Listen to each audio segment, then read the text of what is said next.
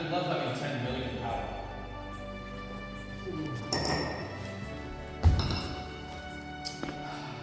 Hey, I don't think you have 10 million power. I have 9,999,999. That should be enough, right? I hate to break it to you, bud. It's not. How dare you! I have 9 quintillion, billion, million power in the Rise of Kingdoms. You must have chose the Vikings!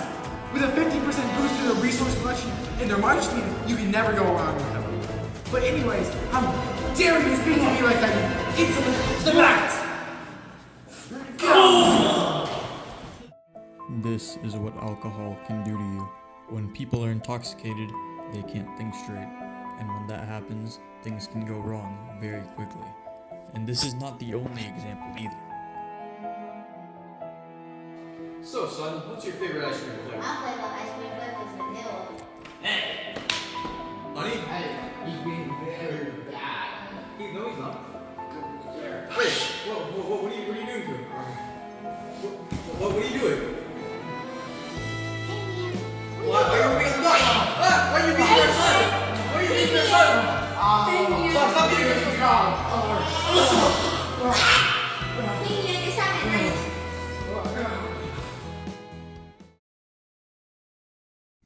With the drunken fathers coming home and beating their own children and wives. Illegal alcohol sales.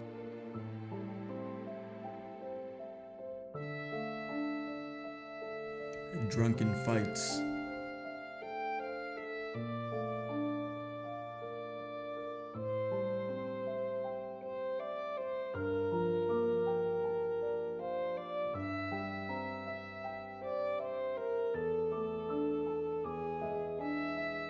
And poisonous bootleg booze causing many casualties and many thefts.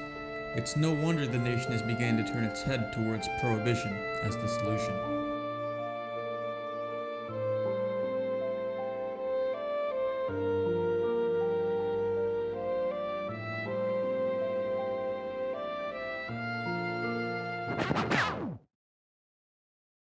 Some of these several important contributors to prohibition include the Women's Christian Temperance Union, or the WCTU. We of the Women's Christian Temperance Union hate alcohol and support prohibition for ourselves and our families. Save your husbands and children from this alcohol menace. Thank you. President Herbert Hoover, a longtime supporter of prohibition, worked with his advisors and his cabinet to keep things moving. Well, Clyde, how is prohibition going? Prohibition is going very bad. The murder percent is up by 2.5. Oh no.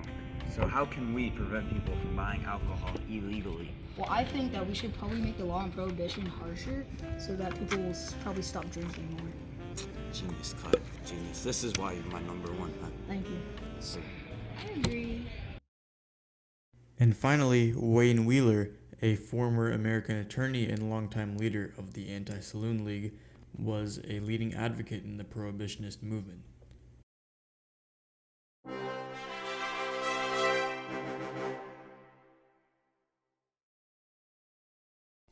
The WCTU had great success in its charge for prohibition, successfully lobbying for local laws restricting alcohol, and later creating an anti-alcohol educational campaign that was eventually taught in almost every classroom in the United States. President Hoover worked hard to push for prohibition. He reorganized the Prohibition Bureau on more efficient lines, and went after big-time gangsters like Al Capone. And in the end, Hoover's administration did make substantial progress. However, Hoover's increased federal enforcement made the population even more determined to get their hands on alcohol, and this ensured the prohibition problem continued on its downward spiral. All the while, Hoover stubbornly kept pushing for prohibition. Wayne Wheeler was also working hard to ensure prohibition stayed in effect. He created the Anti-Saloon League, which is still the most successful single-issue lobbying organization in American history. The league lobbied for limiting and banning of the sale and consumption of alcohol, and in the end, Wheeler emerged victorious. Prohibition was going strong thanks to Wheeler, but little did he know he was only adding more fuel to the fire. Eventually, more and more people began to take notice of the prohibition problem, and after combined efforts from a woman named Pauline Sabin and her organization and other lobbying parties, prohibition was officially ended with the passing of the 21st Amendment, and remains as such to this day. Who knows, maybe one day something similar to prohibition or prohibition itself will return to America. If that happens, what would you do? I guess only time will tell. Thanks for watching.